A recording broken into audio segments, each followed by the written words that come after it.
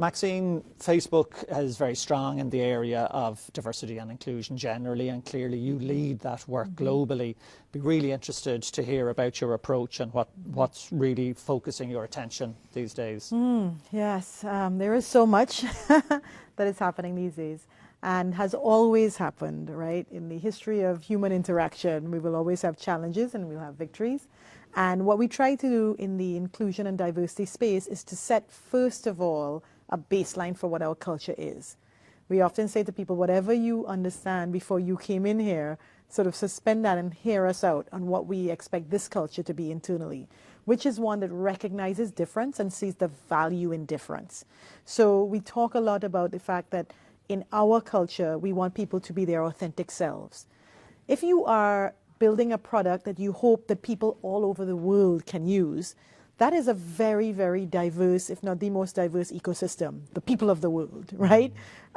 We understand very deeply from all of the research and all of our experience that you can't build a product that's going to be delightful and relevant for people everywhere, no matter their backgrounds, their interests, their aspirations, their histories, their experiences, their identities, unless in the building we also leverage that difference.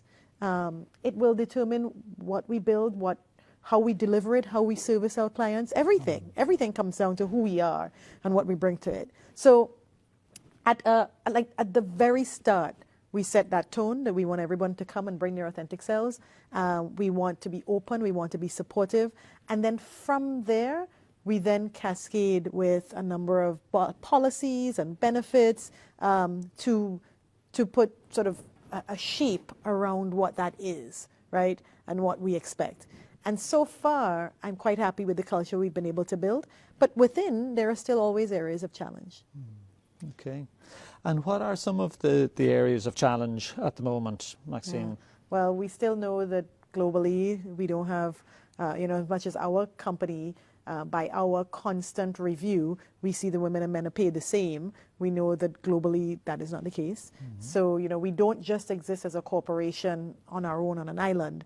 We exist in communities. We exist in countries where legislation is different for different groups. So there are, and I think, as I said, in the history of the world, there's never been true equality for all.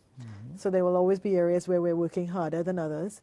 And there will always be times where we feel that we have achieved something, right? When we changed our profile, which is when you sign up for Facebook and you have a profile page, and on your profile page, you are asked a number of questions. And when our company began, when you were asked gender, there were only 2 options. Well, a few years ago, we changed that. And so now there are more than 50 options where people can express who they are, which is not always a binary thing. And that is a sign of progress. It's a sign of us listening to the people we serve, the people who we work with, the people who work with us, and reacting and responding in a way that is more progressive, more inclusive, to serve this very diverse world. So when I talk about, we're always on a learning trajectory, but I think when you have the intent and you have a workforce which is dedicated to equality and inclusion, then we will get there. We may not always get there when we want, how we want, but we will get there. Could you share with us, in terms of your experience on the bias piece, if there was one thing that our audience today were to do in terms of managing the biases that we all have, in that really practical piece, what would you suggest? I would say be honest and address as soon as possible. We are so afraid of admitting when we have made a misstep or admitting thoughts which might be negative, that what I have seen is that fear leads to paralysis. And when we're paralyzed, we do nothing. But if we can all agree that we all have biases, that's the first step, right? Be honest about that. Once you're honest about it, then you can take a step. So we say, for instance, in groups of people at workplaces, we know that if I asked you, how do you feel about working with people with obvious physical disabilities? Most people would say, I have no problem. Those are my colleagues, no different. But the research shows that people systematically avoid others who have obvious physical disabilities because they feel uncomfortable.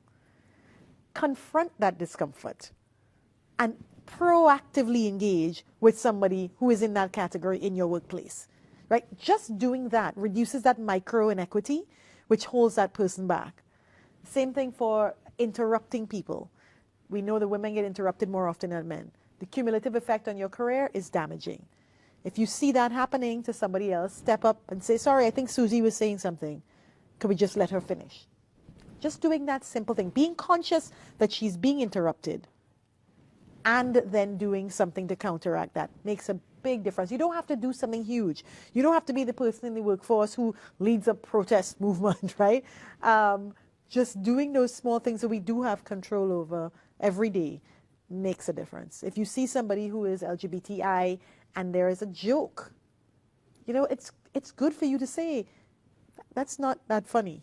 In fact, it's not funny at all. Think of how this person would feel. Think of what that does to people. We know also from research that if you are part of a majority group and you stand up for someone who is in a minority group, that you are seen more positively in your workplace because you're seen as altruistic. But if you are in the minority group and you stand up for another minority, sometimes that's not, it doesn't work in your favor sometimes, depending on your culture, right? So if you are in the majority, you know, that sort of see something, say something. Just doing little things to support the other is really valuable for everyone and ultimately for productivity. Really interesting, really interesting.